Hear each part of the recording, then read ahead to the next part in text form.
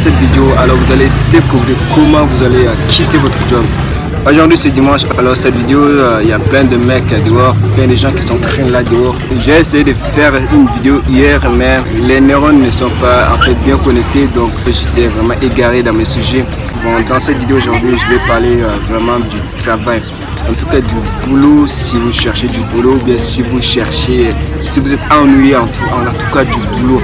Mais si vous êtes encore sur le point de chercher du boulot, des fois c'est que ton esprit te dit oui, si tu cherches ça va t'apporter un peu plus de bonheur, plus de sécurité et puis tout ça. Mais en réalité quand tu cherches un peu du taf, ça dit que tu travailles pour quelqu'un, c'est que tu es en train de te créer un boucle infernal. Alors c'est quoi le boucle infernal? C'est juste accomplir des tâches, c'est juste vivre dans un quotidien que tu n'aimes pas. C'est-à-dire que tu vas accomplir des tâches, peut-être que tu vas travailler avec des collègues qui te font chier et qui vont te manquer de respect et puis ton superviseur va, ou je ne sais pas, ton patron t'es en train de t'engueuler tout le temps. Donc c'est là où ça crée vraiment la surchauffe. Et lorsque tu passes vraiment des années, et pour moi je peux dire que j'ai travaillé seulement une année, mais j'ai découvert comment c'était vraiment infernal. Et c'est la raison pour laquelle travailler quand tu cherches du boulot, ne cherche pas en fait du boulot, mais cherche plutôt le bonheur à long terme. Tu dois vraiment investir vraiment à long terme. C'est ce que je vais te dire, passer par mon expérience. J'ai en fait travaillé pour 2 ou 3 boulots, je ne sais pas, en une année j'ai quitté plus de 4 boulots, j'ai quitté. Et c'était vraiment trop inconfortable. Au départ, bon, quand je suis venu dans un pays étranger, actuellement je vis à Douala. Donc au départ je suis venu, c'est la galère totale vraiment de trouver de quoi survivre. Mais j'ai pris une claque. J'ai travaillé d'abord dans un chantier. Alors j'ai travaillé avec un gars, c'est un vieux quoi. Un vieux, il m'engueulait tout le temps, il parlait sans aucun respect. Moi je dis, mais il me donnait des ordres partout. Je dis, écoute père, va te faire chier. Moi je n'aime pas toutes ces conneries de merde. Ils me disent, mais pourquoi je lui dis ça? Je dis, mais tu peux parler ça d'une autre personne. Moi je suis pas ce gars que tu vas parler en permanence. Tu me connais pas, tu me parles. Plus tard, qu'est-ce que je dois faire? Parce que tout le temps, on se gonfle tout le temps avec ce gars. Donc je dis, bon, il fallait que je prenne cette décision. Et le pire, que je dois encore venir à l'heure. Donc ça m'empêchait vraiment de mes habitudes productives telles que le sport. Pour moi le sport c'est quelque chose qui me passionne. Le sport c'est quelque chose qui me passionne, mais je ne dois pas vraiment passer du temps à travailler de 7h à 18h pour un travail et que je n'arrive même pas à avoir trouvé du temps à m'entraîner vraiment de la conscience mentale. Donc je suis obligé de quitter. J'ai trouvé un autre taf sur le gardiennage. Donc en fait le gardiennage c'est un taf où je me suis pas nul, je ne me suis pas trop nul. Mais en fait au fil du temps je me suis rendu compte que ce travail est en train de vraiment m'opprimer encore un peu de plus. Et j'accomplissais des tâches qui ne sont même pas les miennes et puis je le faisais et je disais mais je suis venu pour regarder, mais je ne suis pas venu en fait pour accomplir encore de certaines tâches. Par exemple vider la poubelle, je faisais tout ça. Et je dis non, on va te faire enculer ce putain de taf. Entre temps que je travaillais à la laverie. À la laverie c'est des mecs hardcore et c'est vraiment dur à cuire. C'est-à-dire que si tu ne peux pas jamais tenir, tu ne pourras jamais travailler là. Quand tu es timide, quand tu as un esprit un petit peu de pardon partout, c'est que tu ne vas jamais tenir là.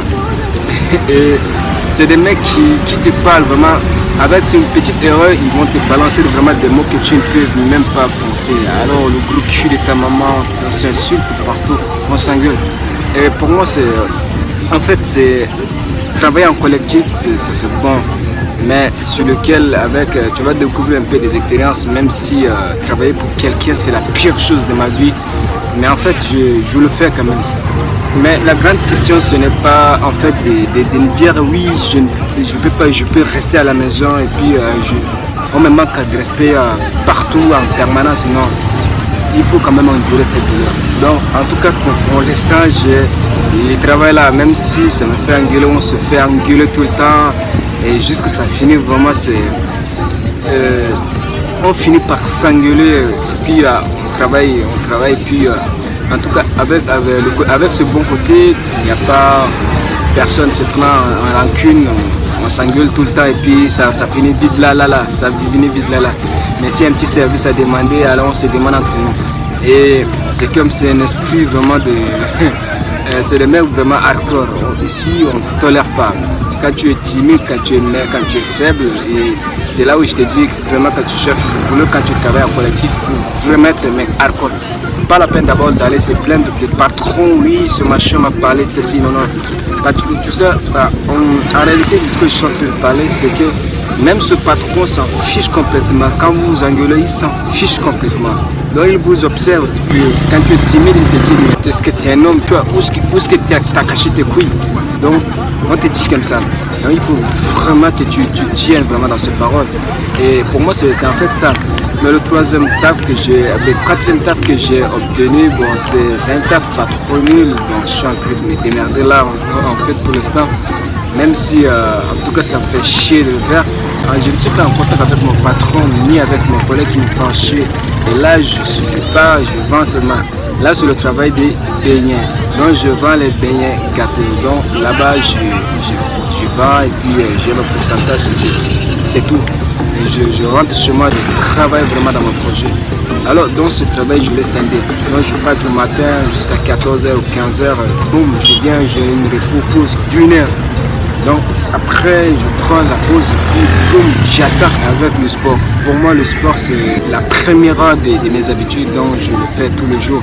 Donc, en fait, ça. Et je le fais tous les jours. Et ça fait déjà 1 mois et demi. Je sors tous les matins. Et vraiment, si j'ai débloqué cette habitude, vraiment, et je me sens beaucoup plus mieux, je me sens beaucoup plus confiant.